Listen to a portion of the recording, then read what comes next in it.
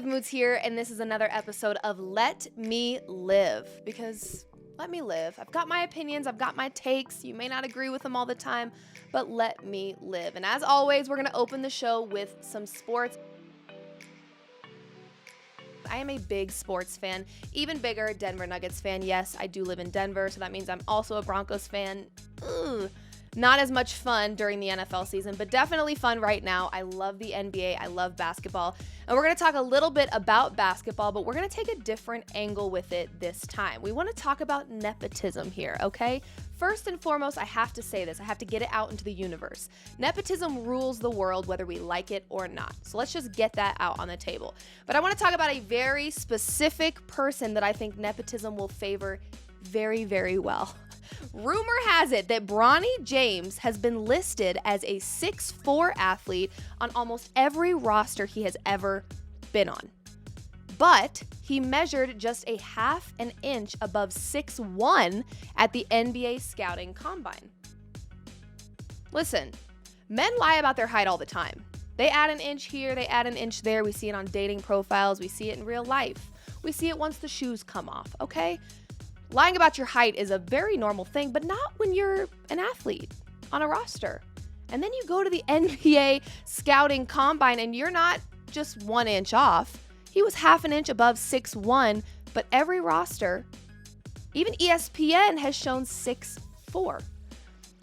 To be clear, there are only 31 players in the NBA currently that are 6'1" or below. However, none of those players have the last name James. Okay, let's cut to the chase here. Nepotism rules the world. We know this. LeBron ran so Bronny could walk. Let's get real. He has big, big, big shoes to fill. Matter of fact, maybe the biggest shoes to fill. So forget the height, right? But how many players do you know that are 6'1", that are averaging 4.8 points per game and shooting 36.6% from the field? Yes, those are Brawny James's stats from his 2023-2024 season. Typically, you hear those stats plus the combination of being 6'1", and you go, yeah, he's probably not going to make it to the NBA. However, he is not the son. Those other players are not the son of LeBron James. So nepotism absolutely will work in Brawny James's favor, I have a feeling, when he is pursuing an NBA career. For sure. He's a short king that fibbed about his height. So what? I know, for normal people, 6'1" is not a short king. In the NBA, kind of a short king. However, take away the fact that he fibbed about his height, take away the fact that nepotism will be involved with Brawny James in the NBA. All eyes are on you, Brawny. You are the son of the GOAT, okay? The lights are bright where you're headed, and they might be too bright. Just saying. Speaking of bright lights, let's shed some light on a topic that absolutely needs to be talked about more. With all due respect, not everybody deserves a damn tip. Speaking of big, in America, we got a big problem. I went and got a fill today. It was $50. I went to go pay. Paid on my card, tapped it. The lady said, will you be leaving your tip in cash? Excuse me, bitch? Who said I was leaving a tip for these basic ass nails? Although I had full intention on tipping, I'm a tipper. I tip 90% of the time. The service has to be atrocious in order for me not to tip. I slid her money. Service providers. You are mentally ill if you become upset because somebody does not leave you a tip and you make your own prices. Please charge what you're worth. Don't charge what people you think people gonna pay. Charge what you're worth, and people will still come. So you're not upset if somebody don't tip you. Don't rely on tips. Charge your worth. I did hair for years. I was never ever upset when somebody leave me a tip. I felt well compensated. A tip was a plus for me. Thank you very much. Coffee shops. I got the biggest beef with you. Next time that barista spin that screen around and say, one more question, and they don't like the answer to my question, and that bitch whole demeanor change, I'm going to jail. And what I look like going to jail for being a barista ass? What you in here for? Being a barista's ass? And I'm not even a tough guy. Okay? I'm just addicted to coffee. I'm not a morning person. And I don't like people's reaction. When they ask me for something and I say no, and they get an attitude with me, it's a problem. In this economy, that's going to get somebody fucked up. Could we please take the tip off the screen? When did that even start? All y'all got to do is raise the prices on the coffee, pay them people a little bit more, and we all be all right. Just raise the price. I'm already addicted to this shit. I'm going to buy it regardless. Finesse me a little bit. America, this economy, it's going to get somebody hurt. First of all, I will say this much. When it comes to my hair, my nails, my lashes, my service appointments, I'm a tipper, okay? And I'm a good tipper. So that I don't really count. But y'all think you're slick out there, turning that little iPad around to me and saying, it's gonna ask you a quick question before you sign. First of all, I'm not here for an interview. I don't want questions. I want my Einstein's bagel or I want my Starbucks coffee. Quit the madness. What irritates me even more is when a tip is already selected on my behalf. Hold on. Since when did pushing buttons and swiping my card warrant a tip? To me, tips are earned, period. There is not one person in the service industry that should expect a tip. Now, with tipping culture, yes, come on, guys. Come on, you gotta tip. Tip your hairstylist, tip your eyelash person, tip your nail lady, and tip at restaurants. Bare minimum for me. My father worked in the restaurant business. I have a lot of respect for the back end of that business. What the customers don't see behind closed doors, I was able to see. So yeah, for me, bare minimum is 20%. Now, if you have an attitude and you're going out of your way to be disrespectful, I might lower it below 20%.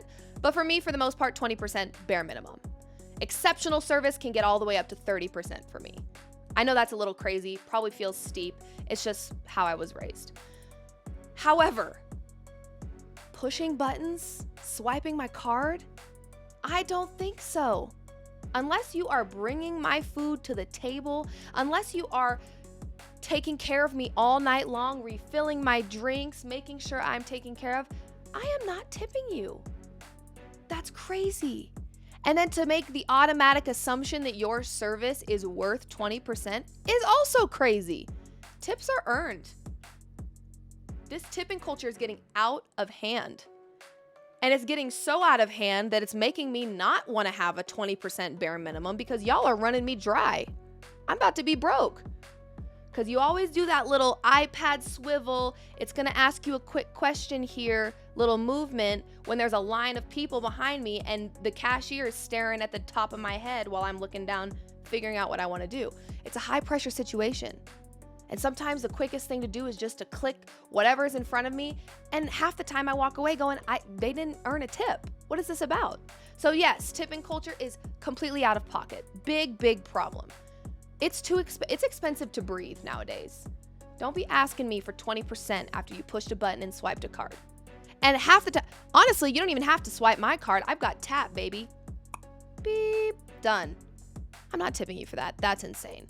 So quit putting pressure on me because I will fall for it because I feel bad. I don't want to do that. Tipping culture is out of control. Another thing that's out of control in this world, this fabulous world, is dating. We all date. We all get our feelers out there. We all look around. We shop around. So I took to Instagram to get the crowd involved. And I asked Instagram, what is a dating red flag that you pretend is green? Oof. You know what I'm talking about. You know what I'm talking about. You have a red flag that you know damn well is a red flag, but you are choosing to either overlook it or we're going to pretend it's a green flag, okay? So I asked Instagram this question. And I got an answer that I really wanted to touch on because I found it very interesting. This user said, not allowing me to be chivalrous towards you. Let me treat you like a lady. I would love to provide another perspective on this comment. Yes, there are some women that are a little too, I used to be that woman. I don't need this. I don't need that. I can handle it myself. I am a fiercely independent woman. And that's just who I've always been. I think I've been fiercely independent since birth, okay? But what I think that stems from most of all, besides the fact that I know I can take care of myself, I can. When I look at a partner, to me, that partner is just an add-on to my life. It's a want, not a need. If this person goes away, because we've all dealt with breakups, if this person were gone tomorrow, I can still survive. The relationships where I've put my entire life and worth and happiness into another human being, I've been crushed. I've learned not to do that. So yeah, I am fiercely independent, even still in relationships, because I think it's important to be your own people. However, one of my largest fears, and I think this is where my independence stems from, is the fear of feeling like I owe anybody anything. I don't want to feel like I owe you a thing, okay? I can't speak for all women, but chivalry may not be dead, but it does sometimes feel calculated, okay? Hear me out on this. I don't want a man to ever be able to say later down the road, well, remember that one time when excuse me? You chose that life. You bought me that nice bag. You took me on that nice trip. You are not going to hold that above my head to try to get what you want out of whatever's happening right now. No way, Jose. So some of the independence that I feel like I have in a relationship stems from the fact that I don't want to feel like I'm tied to you in any capacity, because life happens.